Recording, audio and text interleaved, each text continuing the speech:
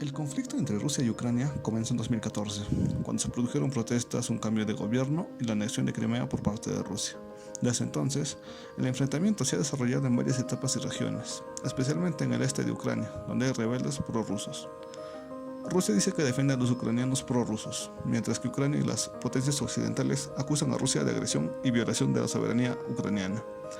Y en el 2022, a las 5 de la mañana del 24 de febrero, los habitantes de Ucrania se despertaron con la noticia de que su país estaba siendo invadido por el ejército ruso. En medio de la noche, los tanques rusos entraron en el país y los militares atacaron desde múltiples direcciones. Desde entonces, el gobierno ruso no ha hecho más que intensificar su agresión en el corazón de Ucrania. La invasión de Ucrania por las fuerzas rusas ha dado lugar a ataques indiscriminados contra zonas residenciales, escuelas, hospitales, infraestructuras sociales y ha provocado muertos y heridos entre la población civil. A pesar de los esfuerzos de mediación y los acuerdos de alto el fuego, el conflicto en el este de Ucrania sigue sin resolverse por completo. Las hostilidades han disminuido en comparación con los años anteriores, pero la situación sigue siendo volátil y las perspectivas de una solución a largo plazo siguen siendo inciertas. Rusia, con una población de 145 millones de personas, posee una economía grande y fuertemente influenciada por exportación de sus recursos naturales como el petróleo y el gas natural. Por otro lado, tenemos a Ucrania con 44 millones de personas. Su economía se diversifica en lo que es agricultura, industria y sus servicios. Otros datos sobre Rusia, tenemos que su PBI es alrededor de 1,5 a 1,8 billones, en comparación con el PBI de Ucrania, que es 150 a 200 mil millones de dólares. En cuanto a la importancia de su economía, en Rusia, como ya se dijo, es el petróleo y el gas natural como su pilar económico, y en Ucrania es la agricultura y la industria económica. Por último, la dependencia económica mutua entre estos dos países. Primeramente, la energía. Rusia provee de gas natural a Ucrania y otros países europeos a través de tuberías de gas. Ucrania también sirve de país de tránsito para dicho gas, para que pueda dirigirse a diferentes países de Europa. En cuanto al comercio, Ucrania depende de las exportaciones y productos agrícolas de Rusia.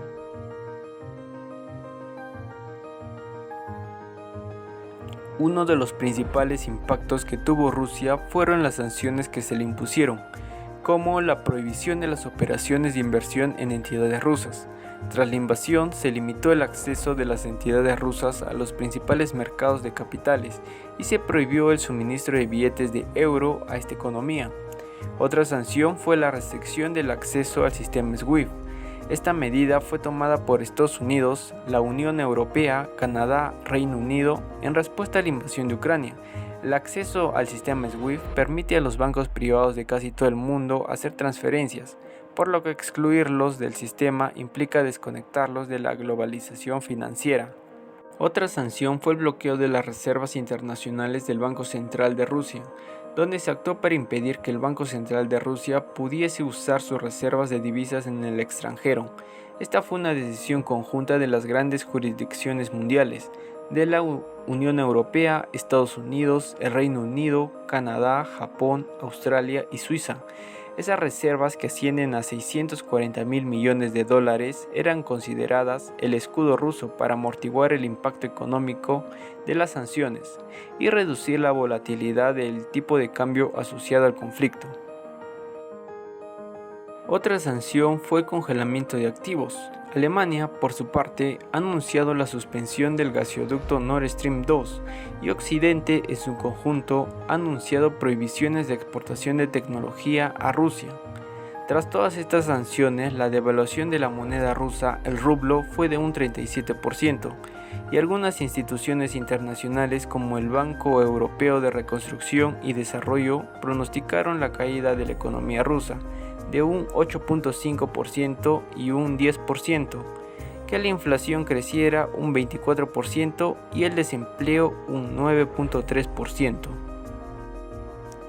En el caso de Ucrania, su economía se contrajo un 4.1% este año, frente al crecimiento del 3% que se proyectaba antes de la guerra, y la moneda ucraniana se devaluó un 25% respecto del cruce oficial que el país había mantenido desde el comienzo de la guerra.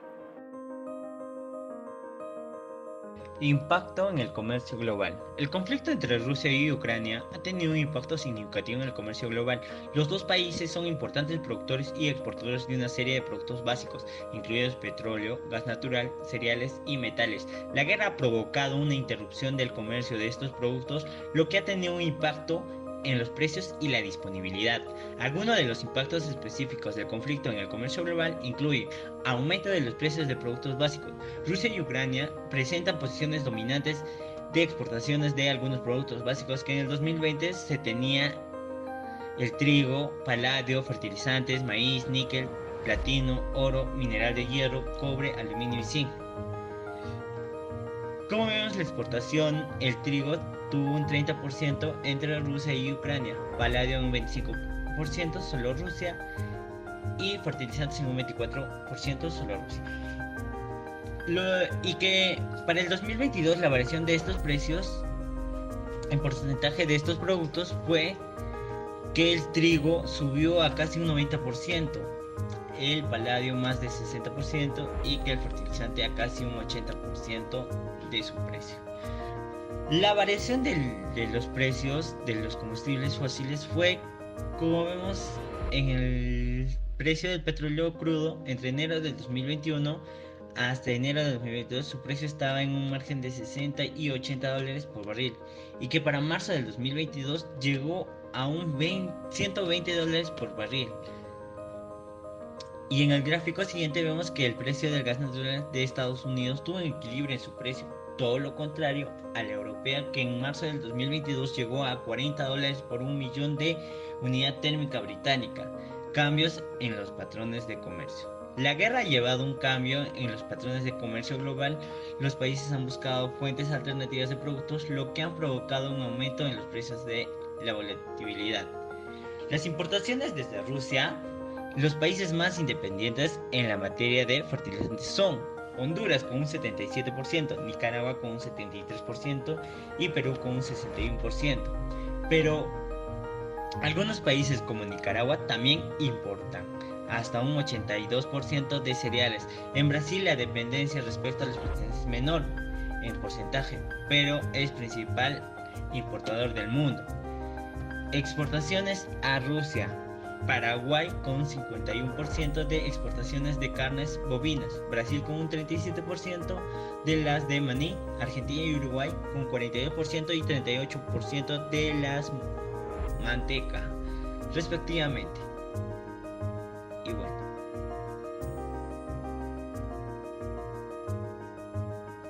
La situación económica de Rusia y Ucrania es compleja y aún está evolucionando.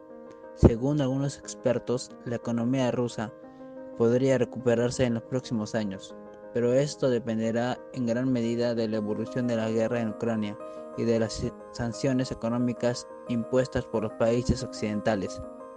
Por otro lado, se espera que la economía ucraniana se recupere lentamente en los próximos años, pero esto también dependerá de la evolución del conflicto con Rusia y de la ayuda internacional. Estancamiento. Según el profesor de Historia Contemporánea de la Universidad Autónoma de Barcelona, Josep Poisek, nos dice: el escenario más probable es que la guerra continúe como hasta ahora, con un semi-estancamiento focalizados los combates en la zona este de Ucrania, y con una perspectiva muy limitada de que esto puede evolucionar en un sentido o en otro. Rusia intentará consolidar territorio y congelar el conflicto. Según el profesor de Derecho Internacional y Relaciones Internacionales en la Universidad Pontificia, José Ángel López, opina que Moscú tratará de consolidar unas posiciones más amplias desde el punto de vista territorial, para llegar a una mesa de negociación política y congelar diplomáticamente el conflicto. Y el último comentario que se tiene, que según el profesor Josep Poisek, es que no hay una perspectiva de que el conflicto pueda resolverse y que la guerra no pueda prolongarse durante mucho tiempo como una guerra enquistada, porque implica desgaste. Ni a uno ni a otro ejército le interesa que la guerra se dilate excesivamente en el tiempo por el costo material y humano que todo ello implica.